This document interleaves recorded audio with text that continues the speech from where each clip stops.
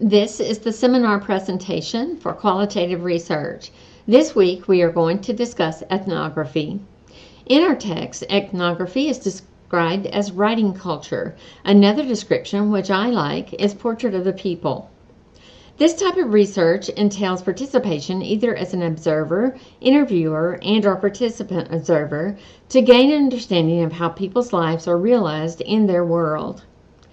Ethnographic research seeks to understand on a deep level how people's reality makes sense to them and has a meaning in their lived setting. This is accomplished by interviewing, observing, and recording people's lives and activities in their natural setting. Because the ethnographer is expected to deliver a descriptive narrative about a group's context and activities, long-term or longitudinal studies of events and activities are not unusual. These events and activities may be specific to a religious group, a family, a political setting, or economic life. The participants are in their natural setting and observations are made, recorded, analyzed, and cited. Ethnographers may also use content analysis to study various types of documents, as well as cultural artifacts to grasp historical context. A debate exists about whether or not objectivity is possible in an ethnographic study as well as qualitative research in general. Thus, an ethnography can be said to be an interpretive perspective. There are three types of bias which might get in the way of an accurate accounting. First is a sampling bias, which means the sample population is skewed or non-representative. This bias might happen because the informants might not be generalizable to any setting. Further, the field location must be a microcosm of a larger view. What happens in one place may not be happening everywhere. And the last factor in a sampling bias is time. Longitudinal studies generally work best in an ethnographic consideration because time can create its own bias. The second bias, which might limit objectivity, is theoretical bias. This type of bias comes about because of preconceived notions that the researcher has at the outset, and informants or locations may be selected because they are consistent with the already supposed outcome. The third bias is that of a personal nature. As researchers, our personalities, cultural orientations, social status, and political ideations can color how we perceive what we are studying. To set up our research, selecting your location should be carefully considered as to its viability of access. Establish key informants who are significant to and help ease entry. These informants provide critical information. Know that certain researcher traits such as age, gender, social class, and racial ethnic background can enhance or inhibit access. Understand who your gatekeepers are and build relationships which will be invaluable. Formal gatekeepers provide formal permission to enter the setting for the purpose of research. Informal gatekeepers can provide entry because of their position or influence over the setting. Your ability to move away from outsider status is critical, so building relationships is important. What roles might a researcher play in order to participate? There are varying degrees of participation. First is that of complete observer. The complete observer's identity is hidden and makes observations of and in the setting, being careful not to interrupt the natural flow of what is happening. Sometimes recording the activity with a hidden camera or a one-way mirror to avoid detection. The next role is participant as observer. In this role, the researcher's identity is known. The role of researcher is limited because their open identity makes the participant subject to changes in behavior. As researchers' roles gain depth of function, the next part one could play is the observer as participant. The researcher's identity is known and is also a part of any activities. Some distance is created, which would minimize the researcher's impact on the setting or the people and/or situation being studied. The last type of participation is the complete participant, who actively engages in the setting. If this is the type of researcher on board with the research, care must be taken to not cloud their perception of the activities. Evaluating data will require an organized outlook of how the data is recorded and assessed. The data is recorded in field notes, and opinions abound about methods for doing this because keeping notes on research is most likely personalized to the researcher. On-the-fly notes are phrases and words which will help the researcher to remember events or ideas occurring while making observations.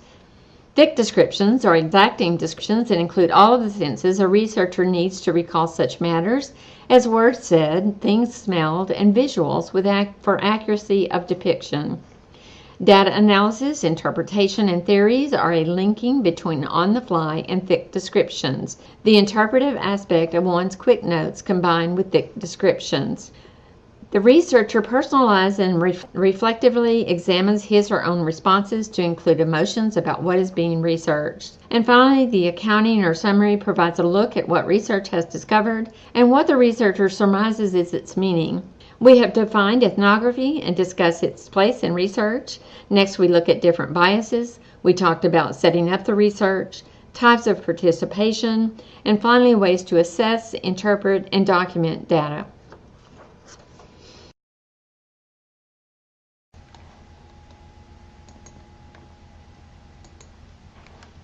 Some researchers present their research through tales or perspectives.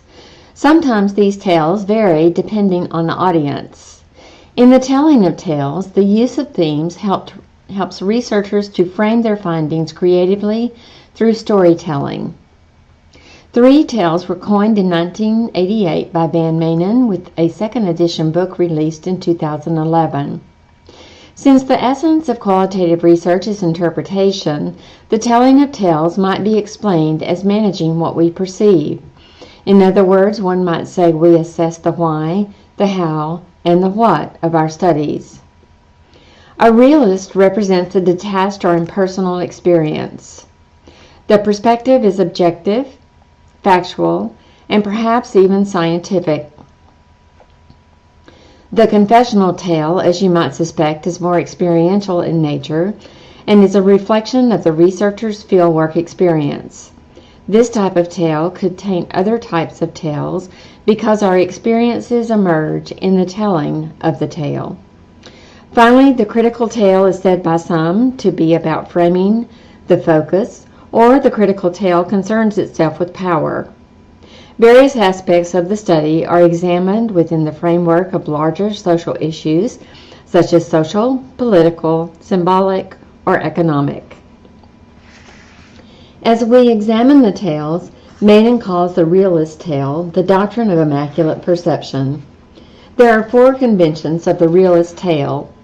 First, the author is absent from the finished tale. The studied culture speaks for itself through the researcher narratives. The assumption of the readers is that whatever the field worker sees and experiences is a microcosm of any similarly placed circumstances. Because the author fieldwork seems removed, the reading audience often assumes objectivity prevails.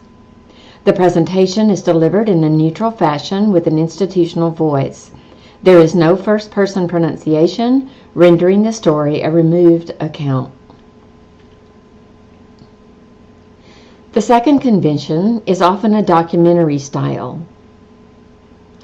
Observations are placed into standardized categories such as family life, work life, social networks, authority relationships, kinship patterns, status systems, and interaction orders. Observations are concrete but descriptive. The third convention is called the native's point of view. In this convention, the ethnographer must use extensive views, not from their observer or researcher point of view, but from the participants' or informant's words, viewpoints, or perspectives.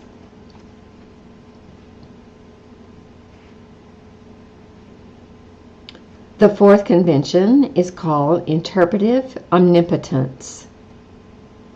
Regardless of the previous conventions, the fourth convention of the realist tale is that the researcher ethnographer has the final word on the interpretation and presentation of the observed culture.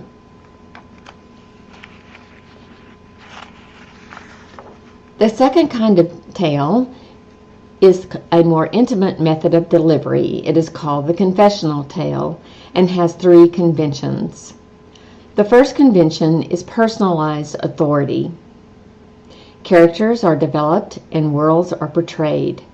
A more insider look at the field work is written. It is not unusual for confessional tales to be written in first person. The observer can present themselves as a student of the observed, such as a type of apprentice entering a culture in order to learn that culture.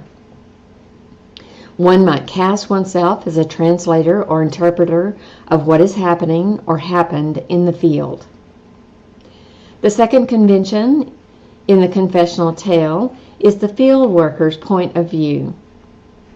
Maanen notes that the researcher is concerned with telling the tale as character building, perhaps entering the field with one view, only to be changed to see the studied world from another point of view. Sometimes the confessional tale reveals points of growth where perhaps the field worker blunders or commits social faux pas.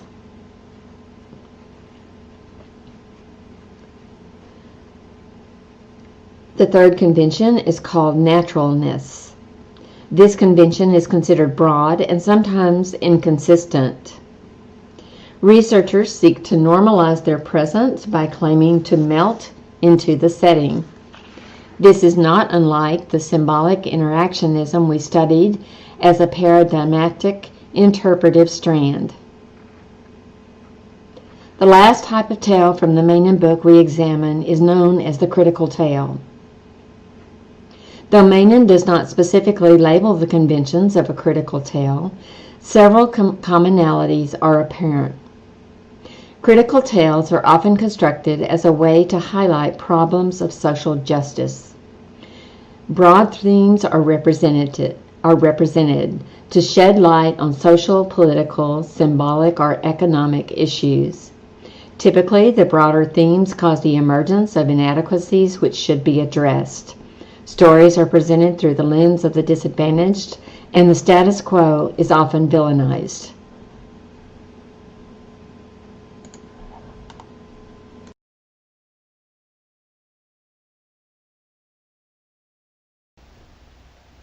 And now we come to that portion of the presentation for our discussion questions.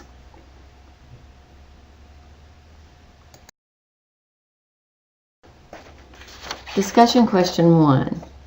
The 2 descriptive terms for ethnography noted in part 1 of the presentation were writing culture and portrait of the people. I see the first term as representative of one group and their language, rituals, institutions, and customs. People in the second term indicates a collection of humans, perhaps connected, perhaps not. How do you perceive the similarities and differences in these 2 terms? What might make one more easy to study than the other?